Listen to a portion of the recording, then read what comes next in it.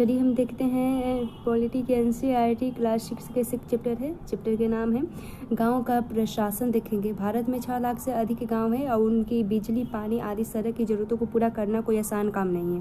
और इसके अलावा जमीन के दस्तावेजों का रख रखाव करना पड़ता है और आपसी विवादों को निपटाने भी जरूरी पड़ता है। और इन सब की व्यवस्था के लिए गाँव का प्रशासनिक ढांचा होता है। और इस पाठ में हम 2 ग्रामीण प्रशासनिक अधिकारियों के काम के बारे में थोड़े विस्तार से जानकारी करेंगे। यह चैप्टर गाँव में झगड़े से स्टार्ट होता है। मोहन और रघु के बीच में झगड़ा होता है और मोहन गरीब है और रघु थोड़ा अमीर है, खेतीहर है वो, और खेत के लिए झगड़ा होता है। और रघु और उनके मजदूरों ने मिलकर मोहन को पीटते हैं आपसी विवाद के लिए।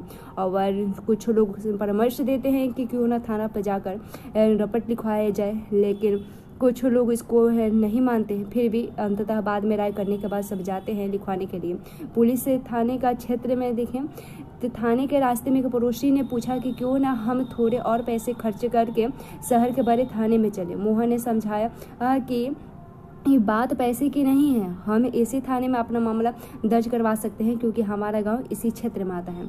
हर पुलिस थाने का एक कार्य क्षेत्र होता है जो उसके नियंत्रण में रहता है और उसके बाद लोग उस क्षेत्र में अब हुई चोरी, दुर्घटना, मारपीट, झगड़े आदि की रिपोर्ट उसी थाने में लिखवाने जाते हैं। यह वहाँ के थानेदार की जिम्मेदारी होती है कि वह लोगों से घटना के बारे में पूछताछ करे, जांच पड़ताल करे और वह उस अपने क्षेत्र के अंदर के मामले पर कार्रवाई भी करे। उसके बाद पुलिस थाने में होने वाला काम देखें तो जब सब लोग पुलिस थाने पहुंचे तो मोहन थानेदार के पास गया और उसे पूरा मामला बताया और उसने यह भी बताया कि वो अपनी शिकायत लिखित रूप में देना चाहता है। थानेदार ने बड़ी बेरुखी से कहा कि आपके पास छोटी छोटी शिकायतों की जांच पड़ताल का समय नहीं है उसके पास। और मोहन ने अपने घाव भी दिखाए लेकिन थानेदार पर कोई असर नहीं पड़ा। मोहन हैरान था कि उसकी शिकायत आखिर दर्ज क्यों नहीं की जा रही थी। मोहन बाहर गया और अपने पड़ोसियों को बुला कर अंदर ले आया और पड़ोसियों ने जिनके सामने रघु ने पीटा था मोहन को, तो पड़ोसियों ने थानेदार को समझाया कि मोहन को उनकी आंखों के सामने पीटा गया है, अगर वे उसे न बचाते तो उसे बहुत गंभीर चोट लग जाती है। उन्होंने मामला दर्ज करने पर जोर दिया। अंततः थानेदार राजी हो गया और उसने मोहन को अपनी शिकायत लिख कर देने को कहा। थानेदार ने वादा किया कि अगले दिन वो एक हवलदार घटना की जांच पड़ताल के लिए उसके यहाँ पहुंचेगा। पुलिस थाने में जो भी हुआ उसे एक नाटक के रूप में लिखी और फिर यह बताइए कि मोहन थानेदार या पड़ोसियों की भूमिका निभाते हुए आपको कैसा लगा और क्या थानेदार इस स्थिति को वो किसी अन्य तरीके से भी संभाल सकता था। उसके बाद देखते हैं राजस्व विभाग का काम। आपने पढ़ा कि मोहन और रघु ने खेत की मेड़ को लेकर जबरदस्त लड़ाई हुई दोनों के बीच में। क्या ऐसा कोई तरीका नहीं था जिससे वह अपना मामला शांतिपूर्वक सुलझा सकते थे? क्या कोई ऐसा अभिलेख यानी रिकॉर्ड होते हैं जिनसे यह पता चल जाए कि वहाँ में उस गांव में किसके पास कौन सी जमीन है? चलिए पता करने के लिए यह कोशिश किया जाए। जमीन को मापने और उसका रिकॉर्ड रखवारी पटवारी का मुख्य काम होता है और अलग अलग राज्यों में उसको अलग अलग नाम से भी जाना जाता है। कहीं पटवारी तो कहीं लेखपाल और कहीं कर्मचारी तो कहीं ग्रामीण अधिकारी तो कहीं कानूनागो कहते हैं। और हम यहाँ जमीन का लेखा जोखा रखने वाले कर्मचारी के लिए पटवारी शब्द का इस्तेमाल कर रहे हैं। प्रत्येक पटवारी कुछ गांवों के लिए जिम्मेदार होता है और अगले पृष्ठ पर दिए गए नक्शे और उसके अनुसार बने खसरे यानी रजिस्टर के विवरण को देखिए। और यह पटवारी द्वारा रखा गया गांव के लोगों की जमीन के रिकॉर्ड का एक हिस्सा है। और आमतौर पर पटवारियों के पास खेत मापने के अलग अलग तरीके होते हैं। कई जगहों पर वह एक लंबी लोहे के जंजीर का इस्तेमाल करते हैं, उसे हम जरीब कहते हैं। और ऊपर दी गई कहानी में पटवारी मोहन और रघु के खेतों को नाप कर यह देख सकता था कि गांव के नक्शे से मेल खाता है कि नहीं। अगर वह नक्शा से मेल नहीं खाता तो उसको पता चल जाता है कि मेर खिसक कर खेत की सीमा बदल गई है। और पटवारी किसानों से भूमि कर भी इकट्ठा करता है और सरकार को अपने क्षेत्र में उगने वाले फसलों के बारे में जानकारी देता है। यह काम वह अपने रिकॉर्ड के आधार पर करता है।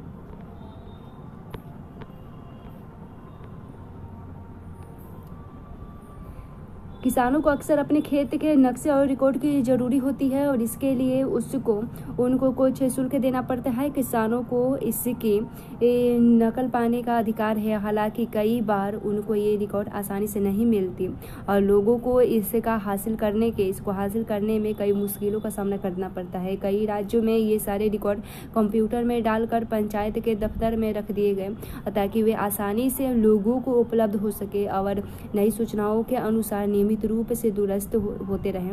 आपको क्या लगता है, किसानों को इस रिकॉर्ड की जरूरत कब पड़ती है?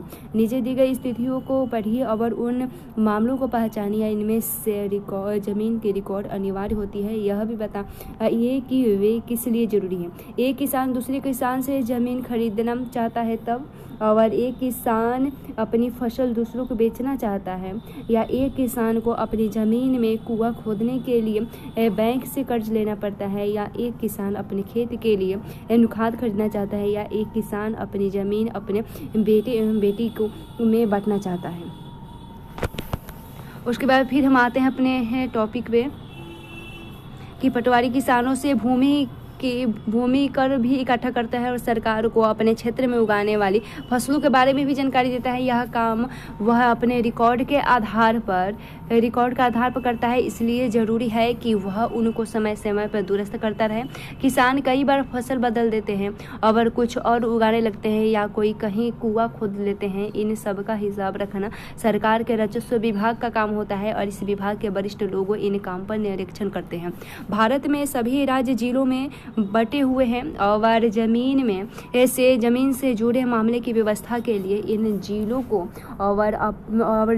को और भी छोटे खंडों में बांट दिया जाता है, जिससे जिले के उपखंडों को कई नामों से जाना जाता है, जैसे तहसील, तालुका आदि। और सबसे ऊपर जिला अधिकारी होता है और इसके नीचे तहसीलदार होता है और उन्हें विभिन्न मामलों को निपटाना होता है। वे पटवारी के काम का निरीक्षण करते हैं और यह सुनिश्चित करते हैं कि रिकॉर्ड सही ढंग से रखा जाए और राजस्व इकट्ठा होते रहे, यानी विभिन्न तरह के कर इकट्ठा होते रहे। और वे यह भी देखते हैं कि किसानों को अपने रिकॉर्ड की नकल आसानी से मिल जाए। वे विद्यार्थियों को जरूरत पड़ने पर जाति प्रमाण पत्र आदि भी जारी करते हैं और तहसीलदार के दफ्तर में जमीन से जुड़ी विवाद के मामले सुने जाते हैं। और देखें एक नया कानून देखें, हिंदू अधिनियम धारा 2005 देखें। तो जब हम उन किसानों के बारे में सोचते हैं जिनके पास ज़मीन है तो आमतौर पर हमें ध्यान में पुरुष होते हैं। महिलाओं की हैसियत खेतों के काम में एक मददगार भर की मानी जाती है, पर उनके पास में जमीन के मालिक के रूप में कभी नहीं सोचा जाता। अभी तक कई राज्यों में हिंदू औरतों को परिवार की जमीनों में हिस्सा नहीं मिला था और पिता की मृत्यु के बाद जमीन बेटों में बांट दी जाती है। और हाल ही में यह कानून बदला गया और 2005 में और नए कानून के मुताबिक हिंदू परिवारों में बेटियों और उनकी माँ को जमीन में बराबर हिस्सा मिलता है। और यह कानून सभी राज्यों और केंद्र शासित प्रदेशों में भी लागू होता है और इन कानूनों से बड़ी संख्या में औरतों को फायदा हुआ। उदाहरण के लिए सुधा एक खेतिहर परिवार की सबसे बड़ी बेटी है और वह शादीशुदा है और पास के गांव में रहती है। अपने पिता की मृत्यु के बाद सुधा अक्सर खेत के काम में अपनी मां के हाथ बटाती है और उसकी मां ने पटवारी से कहा कि जमीन पर अब बेटे के साथ साथ और दोनों बेटियों का भी नाम रिकॉर्ड में डाल दिया जाए। और सुधा की मां बड़े आत्मविश्वास के साथ छोटे बेटे और बेटी को मदद से खेती का काम संभालती है और सुधा भी इसी निश्चिंतता में जी रही है कि जरूरत पड़ने पर वह अपने हिस्से की जमीन में से काम चला सकती है। यह अन्य सार्वजनिक सेवाएं एक सर्वेक्षण है। इस पाठ में हमने सरकार के कुछ प्रशासनिक कार्यों के बारे में पढ़ा, खासकर ग्रामीण क्षेत्र के संदर्भ में। पहला उदाहरण कानून व्यवस्था बनाए रखने के बारे में था और दूसरा जमीन के अभिलेखों की व्यवस्था रखने में था। और पहले मामले में हमने पुलिस की भूमिका का परीक्षण किया और दूसरे में पटवारी की भूमिका किया और इनके काम का विभाग के अन्य लोगों द्वारा निरीक्षण किया गया, जैसे पुलिस अधीक्षक या तहसीलदार। अब हमने यह भी देखा कि लोग कैसे इन सुविधाओं का इस्तेमाल करते हैं और इन्हें किस तरह की समस्याएं आती हैं, और इन सेवाओं का उपयोग कानून के अनुसार होना चाहिए और अपने संभवतः सरकार के अन्य विभागों द्वारा दी जा रही सार्वजनिक सेवाओं को देखा होगा। और आपने अपने गांव या क्षेत्र के लिए दी जा रही सार्वजनिक सुविधाओं की एक सूची बनाइए।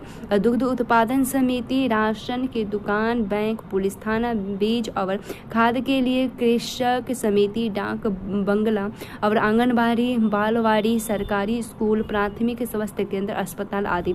3 सार्वजनिक सेवाओं पर जानकारी इकट्ठा कीजिए और अपनी अध्यापिका के साथ चर्चा कीजिए कि इनकी कार्यप्रणाली में कैसे सुधार किया जा सकता है। व इनके लिए एक उदाहरण आगे दिए जा रहा है।